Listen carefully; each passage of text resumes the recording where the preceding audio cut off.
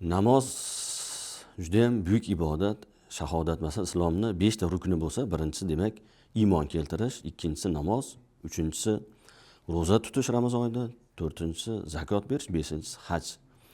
Shu tartibga chuqur nazar tashlasak, birinchi iymon bo'lsa, masalan, iymonda inson hech narsa talab qilmaydi. Masalan, namozda tahorat talab qilinsa, iymonda shu ham talab qilinmaydi. Shuning uchun birinchi iymon qo'yildi.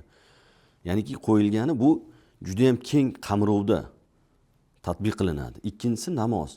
Namoz masalan ro'zaga qaraganda ko'proq, chunki ro'za faqat Ramazon oyida tutilsa, namoz esa inson balog'atga yetgandan boshlab vafot etguncha, demak, bo'yindan soqit bo'lmaydi. Namozni yana bitta o'ziga xos buyukligi shundaki, farzligi. Bu masalan Ramazon sharif Payg'ambar sollallohu alayhi vasallam shu yerdaligida, zakotlar yerdalik bo'lsa, ro'za, namoz qayerda? Alloh taolo huzurida, Isro kechasida Alloh taolo huzurida farz bo'lgan. Ya'ni buni namozni alohida boshqa ibodatlardan yana bir fazilatli jihati bu oliy makonlarda muqaddas zot, ya'ni muqaddas makonlarda farz bo'lgan bu.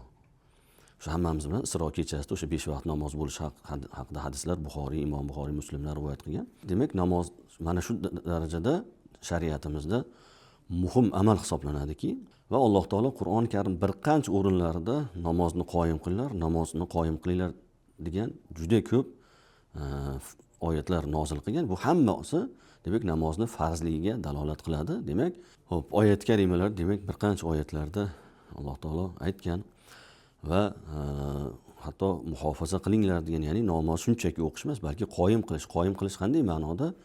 Arkonlarini joy-joyida Payg'ambarimiz alayhisalom masalan bir hadis shariflarda marhamat qiladilarki, sollu kama ro'aytumuni usolli, ya'ni men qanday namoz o'qiyotgan ko'rgan bo'lsangiz shunday namoz o'qinglar deb Qur'oni Karimda kelgan oyatda kelgan namozni, ya'ni umumiy buyruq, namoz o'qinglar deyilgan.